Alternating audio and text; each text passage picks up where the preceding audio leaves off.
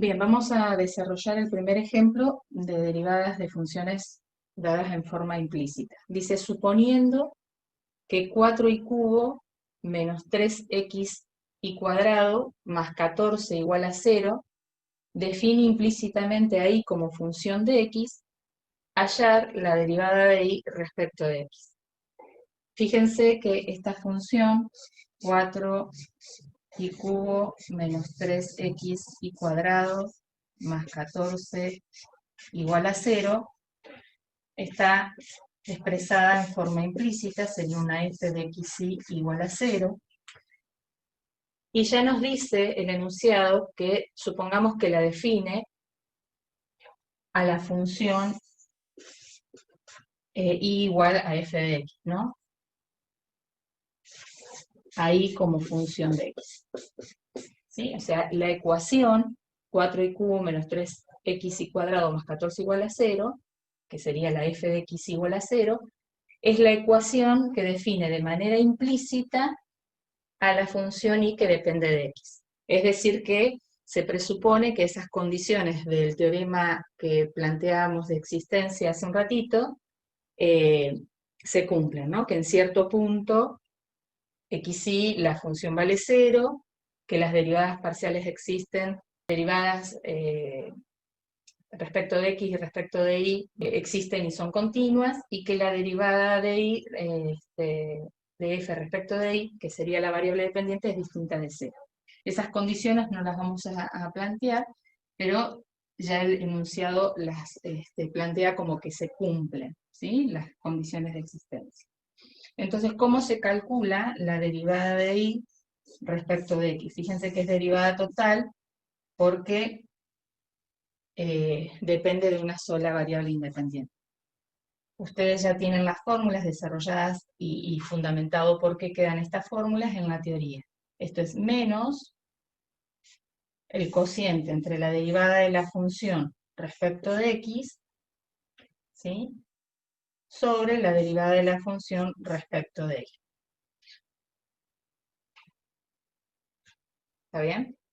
Entonces, para hallar la derivada de y respecto de x, en nuestro caso va a ser menos, cuando derive respecto de x y se mantiene constante. Entonces, 4y cubo es constante, menos la derivada de 3x cuadrado, manteniendo y constante es menos 3y cuadrado, por la derivada de x que es 1, la derivada constante es 0, dividido, ahora derivo respecto de y. Sería 12y cuadrado menos 3x es constante por la derivada de y cuadrado que es 2y. ¿Está bien? Entonces la derivada de y respecto de x queda igual a, bueno, este menos se lo asigno o al numerador o al denominador. En este caso, si se lo asigno al numerador, me va a quedar 3y cuadrado sobre 12y cuadrado menos 6xy. Obviamente, como en este caso no nos piden en un punto en particular, con la salvedad de que esto existe para valores que cumplen con esta condición, ¿no? Que esta derivada sea distinta de 0, ¿no? Esto, que la derivada respecto de y sea distinta de 0. ¿Está bien? Bien, en el siguiente ejercicio, entonces, suponiendo que y por z menos x por y más z cuadrado menos x cuadrado igual a 0 define implícitamente a z como función de xy, nos pide hallar el diferencial de z, ¿sí? Y z menos xy más z cuadrado menos x cuadrado igual a 0. Es decir, que esta es una función x y z, ¿sí? La ecuación está dada en forma implícita y esta define implícitamente a una z que depende de x y de y. ¿Sí? Nos está pidiendo calcular el diferencial. ¿Sí? Recordemos que para calcular el diferencial necesitamos las derivadas parciales respecto de x, diferencial x, más la derivada parcial de z respecto de y, diferencial de x. ¿Sí? Recuerden, esto ya lo definimos, al diferencial de z, mediante el cálculo de las dos derivadas parciales porque depende de dos variables independientes x e y. Entonces, lo que cambia, antes ustedes estas derivadas las trabajaban desde la ecuación explícita. Estas dos derivadas parciales las vamos a calcular y luego vamos a construir la expresión del diferencial. Entonces, para calcular la derivada parcial de z respecto de x, ¿sí? La fórmula que van a aplicar es, nuevamente, menos el cociente entre la derivada parcial de f respecto de x sobre la derivada parcial de f respecto de z.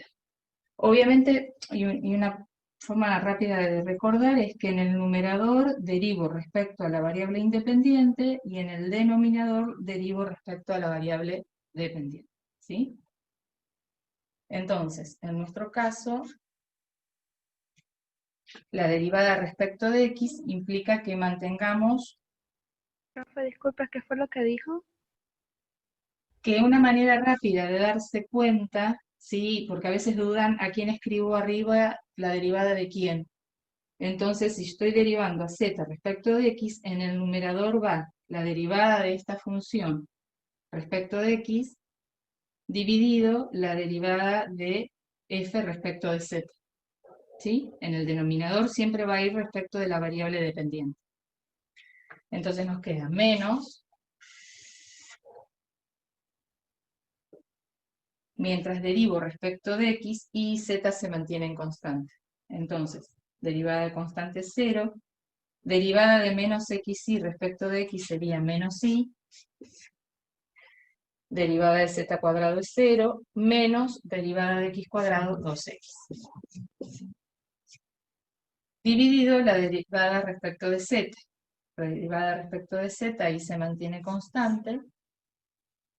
X y es constante, su derivada es 0, más derivada de z cuadrado que es 2z. Derivada de menos x cuadrado, 0. Si derivamos ahora respecto de y, para hallar la derivada respecto de y, sería menos, en el numerador va a ser la derivada de f respecto de y, y en el denominador la derivada respecto nuevamente de z. Siempre en el denominador respecto de la variable dependiente. Entonces, me quedaría menos, mientras derivo respecto de y, z y x se mantienen constantes. Entonces, respecto de y, z constante, respecto de y, x constante, ¿sí? ¿Por qué queda la derivada negativa? ¿Por qué queda? A ver, repetime la pregunta. ¿Por qué queda la derivada negativa? ¿Este menos? Sí. Eso ya viene de hacer todo el desarrollo teórico. Yo ya estoy aplicando la fórmula. Si querés, Bueno. después repasamos con el ejemplo anterior, pero digamos, esto es una fórmula. Lo que yo estoy explicando, no estoy haciendo desarrollo, sino la aplicación de una fórmula que ya tiene su justificación teórica, que lo habrán desarrollado con la profesora de teoría. No voy a hacer desarrollo teórico, sino la aplicación del cálculo. ¿Sí? No se olviden. Sí, ¿Sí? profe, sí. Dice menos, acuérdense Gracias. que está y se desprende del desarrollo teórico. Bien, entonces, la derivada de f respecto de y en el numerador era z menos x, dividido la derivada de z de f respecto de z, que ya lo tenemos calculado. ¿Sí? Bien. O sea que el diferencial de z es, asigno al numerador, y más 2x sobre I más 2Z, diferencial de X. Arriba quedaría menos, bueno, vamos a poner más, menos Z más X sobre I más 2Z, diferencial de X. Bueno, con I más 2Z distinto de 0, ¿no? La derivada, en este caso, ¿sí? La derivada de f respecto de z tiene que ser distinta de 0, ¿sí? Esta condición forma parte del teorema de existencia. Distinta de 0. La derivada de f respecto de la variable dependiente. ¿Sí? Supongan que nos pide calcular en cierto valor, hallar el diferencial en 1, 1, 1. Obviamente, chequeemos, y si reemplazo y z y x por 1, esta ecuación se verifica. ¿Está bien? Reemplazamos, me queda 1 menos 1, 0, y 1 menos 1, 0. ¿Sí? Entonces, si les piden algún punto en particular, lo único que tienen que hacer es calcular esta derivada, ¿cuánto valdría? Si reemplazo por 1, me queda menos 3, con el menos más 3. Y si reemplazo por 1 y 1, también 3. 3 tercios, o sea, valdría 1. ¿Sí? Y en este caso me quedaría 0. 1 menos 1, 0, sobre 3, 0. ¿Sí? Entonces, para el caso particular, el diferencial de z en 1, 1 quedaría un diferencial de x más 0 diferencial de y, o directamente diferencial de x. ¿Sí? En algunos ejercicios les está pidiendo que hagan el cálculo en algún punto en particular.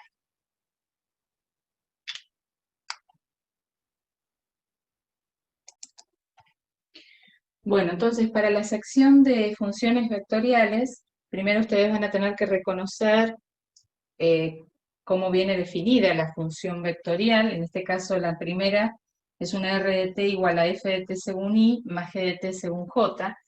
Recuerden que esta función se define, en este caso, de r en R2. A cada valor real, ¿sí?, le hago corresponder un vector en R2. En R o un subconjunto, ¿no? Porque también van a ver que van a, en el primer ejercicio, plantear cuál es el dominio de las funciones vectoriales. Y también puede darse estas funciones, f de t según i, más g de t según j, más h de t según k, en donde sería una función que se define también sobre un subconjunto o R en R3. O sea que a cada valor real del dominio le corresponde un vector en R3, en el espacio. ¿Sí? Bien, ¿qué elementos vamos a necesitar para abordar esta sección? ¿Cómo se definen las derivadas? ¿Sí? Cómo calcular R' de t y en cada uno de los casos. Y básicamente la derivada se define como la función vectorial cuyas componentes son las derivadas de cada una de las componentes de la función vectorial dada. ¿Sí? Es decir, que para la función r de t igual a f de t según i más g de t según j, su derivada es f' de t y g' de t. Y para el otro caso, donde estoy trabajando sobre R3, de R o subconjunto de R a R3, va a ser f' de t según i más g' de t según j más h' de t según. Es decir, que simplemente derivo las funciones de cada una de las componentes. ¿Sí? Recuerden que la notación vectorial la puedo expresar de esta manera, según i, según j, o también puede aparecer como par, ¿no? F de t, G de t. ¿Sí? Entonces, son dos notaciones que por ahí pueden llegar a encontrar en el práctico. ¿Sí? Bien. Vamos a ver un ejemplo. Supongan que ustedes tienen la función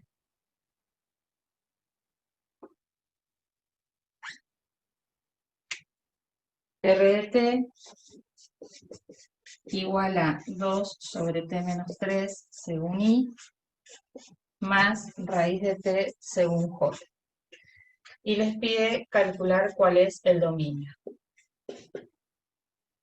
Bien, el dominio de esta función va a estar condicionada por el dominio que defina cada una de las funciones componentes. En este caso, ¿sí? T menos 3 tendrá que ser distinto de 0 y a su vez t tendrá que ser mayor o igual que 0. Entonces, bueno, de las dos componentes van a surgir las condiciones del dominio.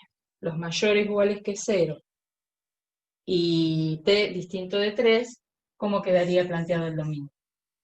De esta función r que va, en este caso, desde un subconjunto de R, R2. ¿Quién sería de? T mayores a 0. Mayores a 0, ¿y qué pasa con esta otra condición? Menos 3. Entonces, De 0 hasta 3. de 0 a 3 y de 3 a más infinito. Ahí está, ahora sí. ¿Está bien? Así que bueno, el primer ejercicio que les pide justamente hallar el dominio, lo único que tienen que ver es las condiciones que arroja cada una de las funciones componentes. Bien, dice el ejercicio lo siguiente: hallar la ecuación de la recta tangente a esta función vectorial en t igual 3, ¿sí? Fíjense y recordando, esta es la ecuación vectorial de la función.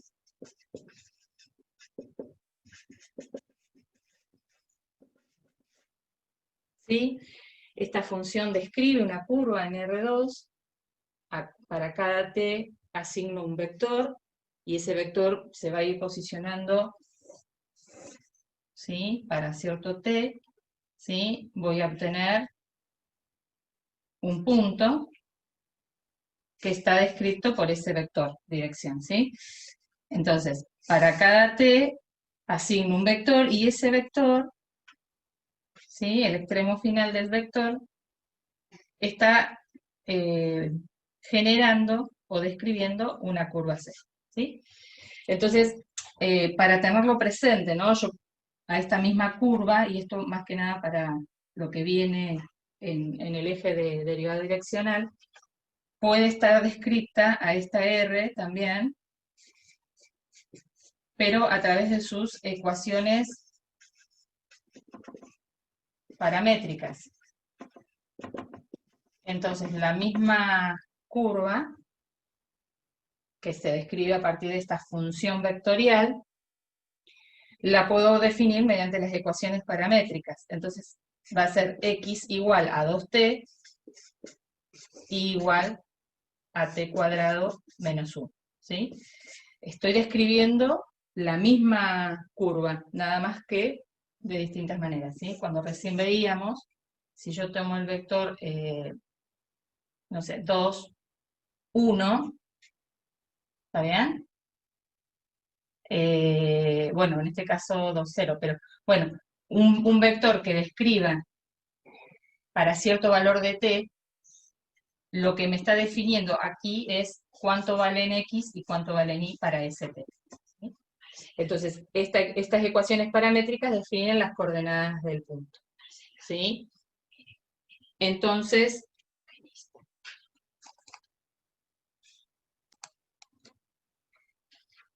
de las ecuaciones paramétricas podemos llevarla a la forma cartesiana, ¿sí? La ecuación cartesiana en este caso,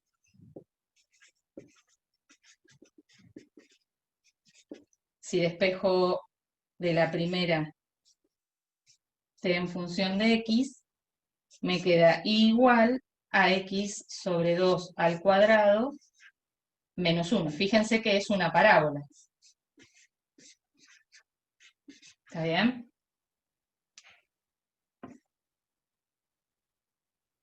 Es una parábola con ordenada en menos 1, ¿sí? Y con raíces en 2 y menos 2.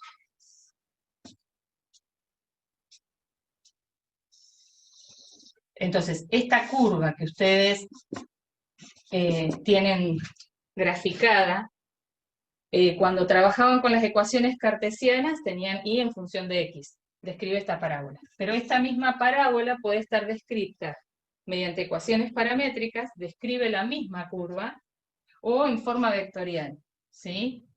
Supongan, este punto, el punto de coordenadas 2, 0, está descrito cuando t vale 1, ¿sí? Este sería para t igual 1. ¿Por qué? Para t igual 1 genero el vector R de 1 es 2 por 1, 2 según I, 1 al cuadrado menos 1, 0 según J. ¿Está bien? Entonces fíjense que este vector, para ese t igual 1, describe ese punto de la curva, ¿sí? Cuando ustedes tomen otro t, va a describir este otro punto y así. Es decir, de la manera que está definida según la ecuación vectorial, como función vectorial, es describir todos los vectores, ¿sí?, que definen a esa curva. Bien, ¿qué es lo que nos pide en este caso para t igual 3? La ecuación de la recta tangente, ¿sí?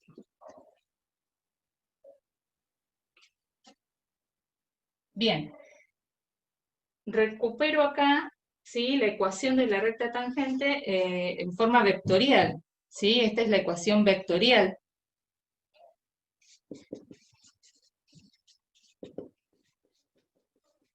De la recta tangente, ¿sí? Y si ustedes recuerdan de álgebra, necesito un punto, que en este caso el t sub 0 sería 3, un vector dirección, ¿sí? Y establezco el vector dirección por t más la función en el punto. ¿Quién es el vector? ¿Quién determina el vector dirección? Bien, si lo que yo quiero obtener, la recta tangente, el vector dirección, ¿quién lo va a determinar?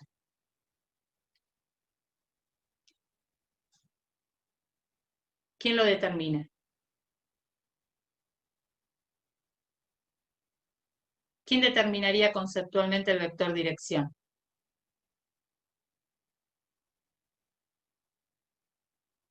Conceptualmente, ¿eh? Si estoy hablando de la recta tangente, ¿quién define la dirección en cada punto? La derivada, ¿sí? Entonces, en este caso voy a necesitar la derivada en 3. Bien, continuamos con el ejemplo que estábamos desarrollando en el video anterior. La ecuación de la recta tangente viene dada en forma vectorial como el vector dirección por t más r, la función en el punto, ¿sí? Ahora, lo que estamos viendo es qué vector me da la dirección. Y la dirección la determina, si estoy analizando la ecuación de la recta tangente va a tener dirección, ¿sí? La dirección le va a dar un vector que esté vinculado con la dirección de esa recta tangente. Y nosotros conceptualmente sabemos que la recta tangente está vinculado con la derivada. Entonces, para hallar la ecuación de esa recta tangente, en t igual 3, lo que necesitamos es la derivada. Hace un ratito repasábamos que la derivada de la función en forma vectorial es derivar cada una de las componentes. Entonces la derivada de 2t es 2 según y, más la derivada de t cuadrado menos 1 es 2t según j. ¿Sí? Para t igual 3, porque es donde me pide analizar, me queda 2i más 6j. ¿Sí? Es decir, que alfa de t, la ecuación de la recta tangente va a ser igual a el vector dirección, que es 2, 6, lo puedo escribir de esta manera, ¿sí? Por t, más r de t sub 0, ¿sí? R de t sub 0 sería r de 3, lo calculo acá abajo. R de 3 es lo que habían calculado hace un ratito,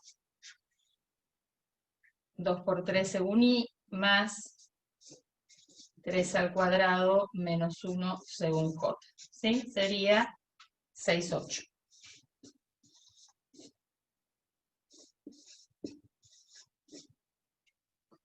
Bien.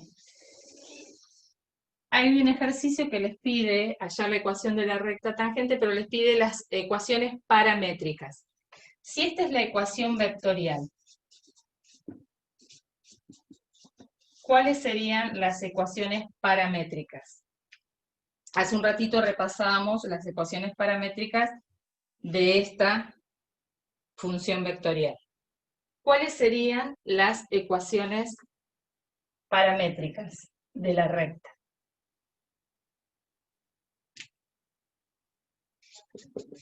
Ecuaciones paramétricas.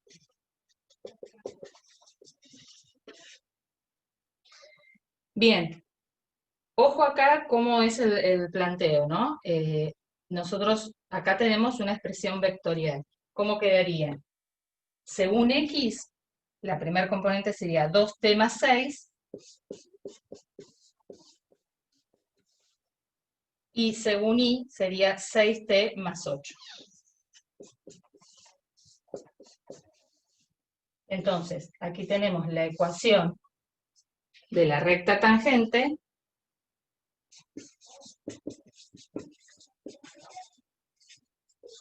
expresada en forma vectorial y a través de sus ecuaciones paramétricas.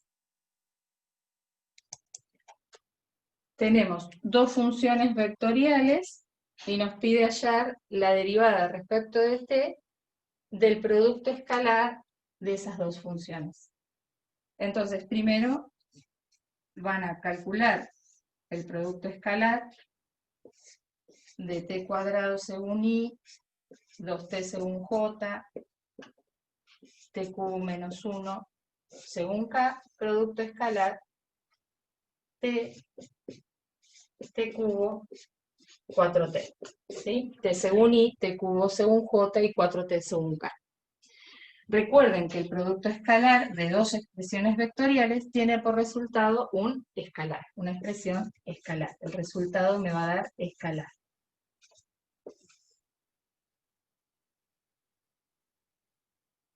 Bien, ¿cómo se definía el producto escalar?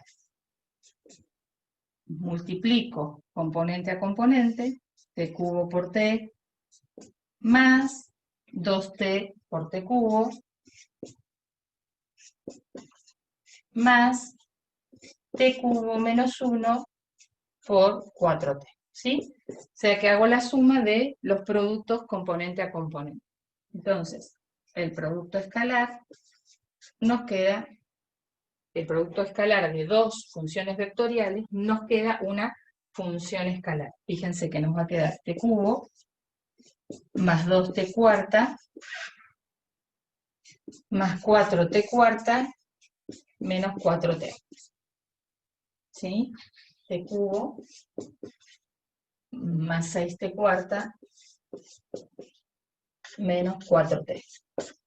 Si quiero calcular entonces ahora la derivada de ese producto escalar respecto de t, tengo que derivar esta función escalar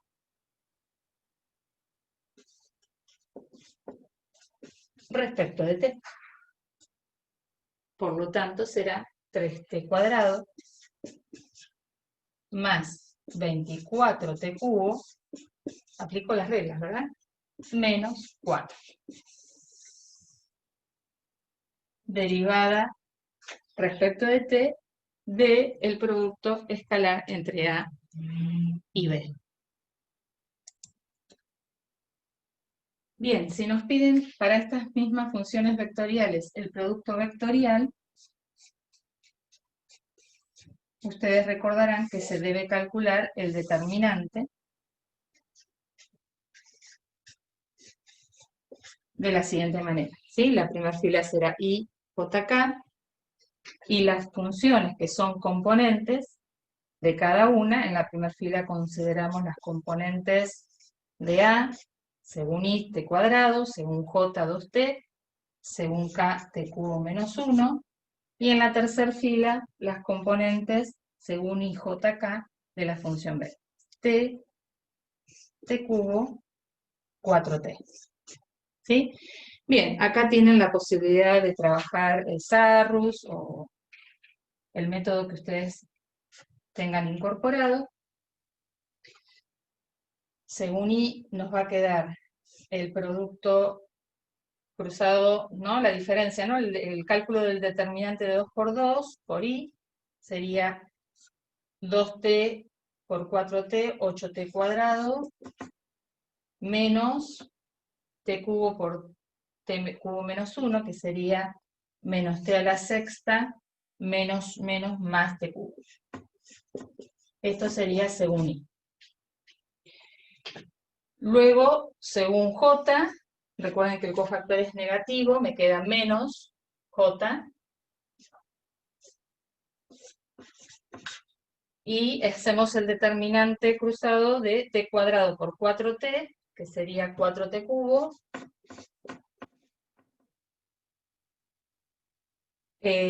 menos este producto, sería menos t cuarta, menos más t. Y finalmente, la tercer componente, según k, ¿sí? Anulamos esta columna, y es el determinante de 2 por 2 t cuadrado por t cubo, a la quinta, menos 2t cuadrado. ¿Sí? El producto vectorial de dos expresiones vectoriales arroja por resultado una expresión vectorial. ¿Sí? Si nosotros queremos ahora derivar ese producto vectorial respecto de t, lo que tenemos que hacer es derivar componente a componente, ¿sí? Porque estoy derivando una función vectorial, ¿se acuerdan? Teníamos r de t igual a f según i más g según j más h según k, su derivada va a ser f' según i más g' según j más h' según k. ¿Sí? Las derivadas de cada una de estas funciones componentes respecto de t. Entonces, en este caso, ¿qué me va a quedar?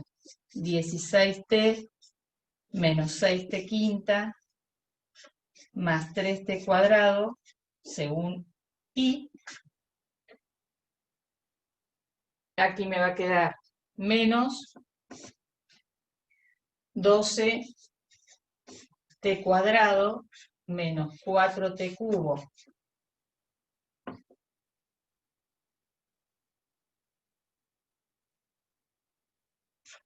más 1 según j, más 5t cuarta menos 4t según k. ¿Sí? Derivamos componente a componente.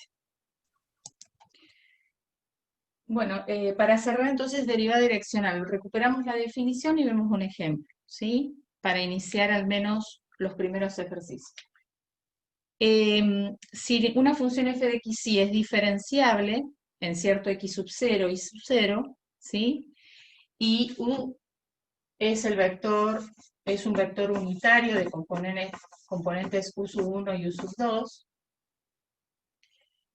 La derivada direccional de f en la dirección de U se define de esta manera, ¿no? El producto de la derivada parcial de x evaluada en x0 y 0 por la componente primera del vector dirección, más la derivada parcial de la función respecto de y en el punto por la segunda componente del vector unitario, ¿sí? Este es un vector unitario. Es decir, ustedes van a ver en esta sección que así como pudieron calcular las derivadas parciales en direcciones paralelas a los ejes x e y, existe la posibilidad de calcular derivadas en otras direcciones. Y las direcciones vienen dadas por vectores, o van a ver que en los ejercicios a ese vector nosotros lo tenemos que encontrar según los datos que nos den. Por otro lado, han definido lo que es el vector gradiente, y el vector gradiente no es más que el vector cuyas componentes son las derivadas parciales respecto de x y respecto de y. Entonces, utilizando esta definición, la derivada parcial respecto al, o la derivada, la derivada direccional en la dirección del vector u, también se la puede definir como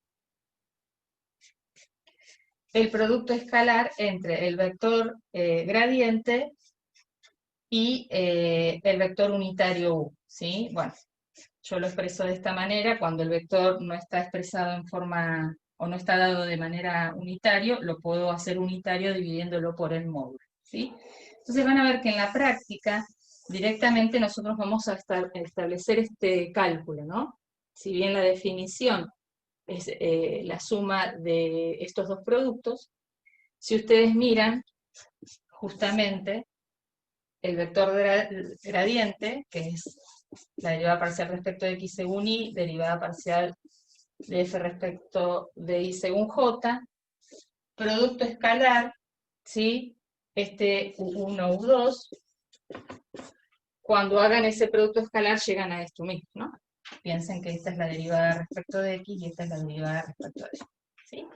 Entonces, nosotros vamos a establecer directamente en los ejercicios prácticos ese cálculo del producto escalar entre vector gradiente y vector unitario, ¿sí? Este tiene que ser unitario.